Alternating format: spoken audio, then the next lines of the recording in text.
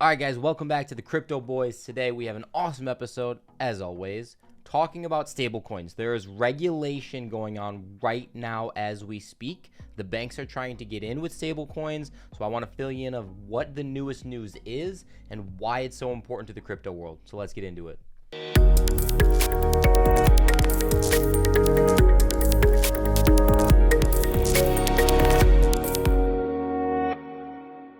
All right, so the long of the short of it is basically stablecoins provide stability in the crypto market. Okay, it's pegged one-to-one typically to some type of either fiat or something else that will not fluctuate with the market. So Bitcoin, for example, goes up and down with the market like crazy. 40% swings, 80% swings, all over the place. You never really know what you're going to get depending on if it's a bull market or a bear market. Now, stablecoins, Tether or USDC, one-to-one, $1 per USDC coin is basically what it is. It's a stable coin to help you with your crypto trades and all that other good stuff of where to store money in the crypto market when it's really volatile, everything along those lines. So it's very, very important in the crypto world. Now, why this information is so important to you is because the central banks are now getting into stablecoin regulation. This has been going on for months now. I mean, September of last year was when they really announced the information to say, hey,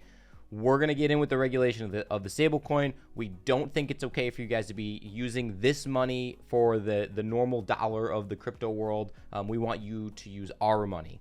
Okay, again, there's problems with that. We've talked about this on the channel a bunch of times now of they don't want you to take your money out of their bank where you're getting 0.02% interest for years, to get 8, 9, 10% on these stable coins. If you just hold it in a stable coin, you will get that return. So they don't want that. And what they've kind of figured out, or at least what it seems like, is if you can't beat them, you got to join them. And so they're trying to join now into the stable coin. Let's get into some information of some of the articles that I've been looking at, and you are going to like what you see. Okay, guys, so Bank Stablecoin Consortium USDF, launched by New York Community Bank. There's a couple banks that are partnering basically to work with this. USDF Consortium formally launched to offer a bank-backed stablecoin that is interoperable between the network of FDIC-insured banks. So FDIC, of course, very important in the U.S. world. Every dollar of the blockchain-based USDF is redeemable one-for-one by any of the consortium banks.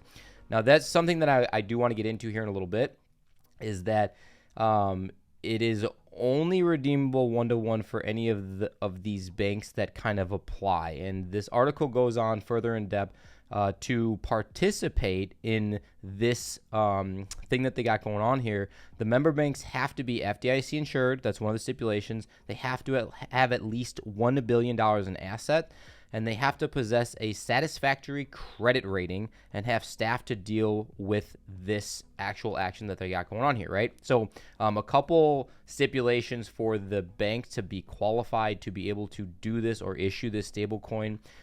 We've been talking about CBDCs on this channel for a while, the central bank digital coin. This is the next step. This is the next phase of what they are planning on actually doing with this USDF.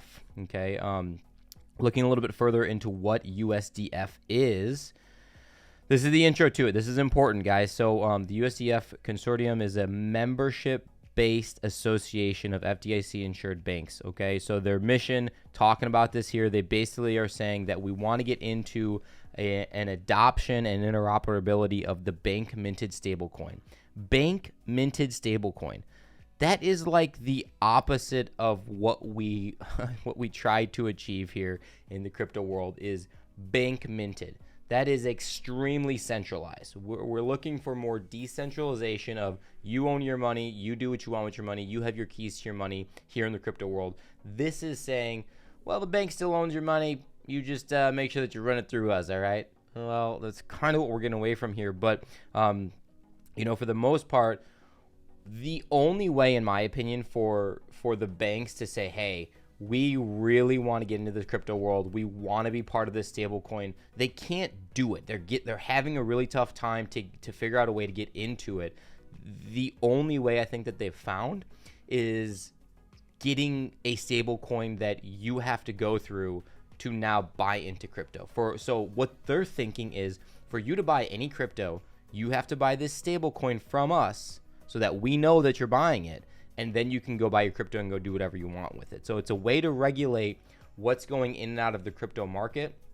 The issue that I have here is that if you go down further and further, there's additional information. Here, let's check this out. Additional information about USDF and the consortium can be found here. If you click on this little link, it's kind of interesting. It's like a PowerPoint type thing that's online, January 2022.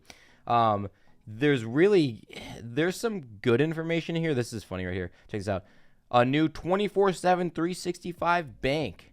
Yeah, cool. That's crypto, ladies and gentlemen. Crypto is open 24/7, 365. It does not matter the time of the day, unless you have a really centralized platform that you're trading on and it crashes. That should be the way at all times in the crypto world. But listen up. Here is the interesting part that I want to touch on, is this portion right here. So bear with me. Step number one for what they're thinking for this of this stable coin. So customer A, so that's you. Whoops, I don't know what just happened. Okay, customer A deposits its fiat into USDF member bank. So you have to be at a bank. You have to put your money into a bank that is this USDF member, and we talked about the stipulations or criteria that a couple minutes ago. So you put your money in the bank. The bank then gives you your USDF digital wallet. So they say, okay, now you can trade crypto. Right, so then you go customer transaction with customer B or whoever you're interacting with, but they have to be a part of another USDF member bank. Okay, so when they do that, then you can transact with them. That's great. Customer B that just got this crypto or whatever sent to them delivers USDF to their bank that is a certified member of this banking system, and then the bank creates a fiat deposit into the customer's name. So this is exactly what the crypto world has gotten away from. We like to do peer-to-peer, person-to-person, company-to-company, whatever it is, like directly. Like, I want to give my money to you. I don't want to have it to go through a third-party regulation of whatever we're doing that takes a fee out of everything. This is, man, there has to be some give and take in the crypto world, I think, for the regulations, but why would you join these banks if they're going to be taking some money from you every single time you do this? And you cannot transact with someone if they're not part of one of these USDF banks. Like, if they're not a part of this bank, you cannot give them this currency. It's not compatible with their bank, which again, that's not how crypto works. If you have a wallet, you can buy crypto. You can buy and sell crypto. And to get a wallet, all I have to do is get an app and download. It takes 2 seconds, right? So, this is the newest news of what is going on. Me personally, I think they're just still struggling. They're rough around the edges. They're struggling to get into the crypto world. They don't know how to regulate it just yet. So they're trying to find ways to do it. And when I say they, I mean the central banks, the people that you traditionally put your money into. They don't want you to take all of your money out. They don't want you to put it into crypto and make more money. They want to be able to lend your money out and make more money for themselves. I mean, I hate to say it, but that's the way that it's rolling. So this news is huge. It's like the first time that they've come out to say, like, this is what we're actually doing, because they've always kind of been on the fence about it of, we're going to be doing something. We don't know when. We don't know how. We don't know exactly what we're going to be doing. But yeah, so this is really, really important news, guys. All right, well, if you guys are interested in the stablecoin news, if you got anything out of this video, as always, please, hey, make sure that you like the video. Make sure that you're subscribing to the channel so that you get all of the latest news, especially with stablecoin regulation and all the other hot coins like Colin put out earlier with his MTV video. Make sure that you are liking the videos, like I said, to get it out to more people so they can understand the news and hear the news, the latest news of what's going on in the crypto world. And as always, guys, thank you for being with the fittest crypto channel on YouTube. We will check you guys next time.